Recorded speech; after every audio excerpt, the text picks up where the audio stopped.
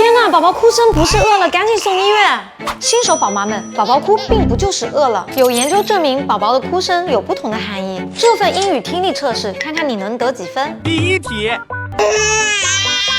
代表宝宝可能肚肚不舒服，需要热敷揉肚子，帮助排气。第二题，代表宝宝冷了、热了，需要换尿布。第三题，代表宝宝困了，赶紧带到房间哄睡。第四题，代表宝宝饿了，需要喂奶。第五题，说明宝宝需要拍嗝、揉肚子行事。一题20分，你们得了几分呢？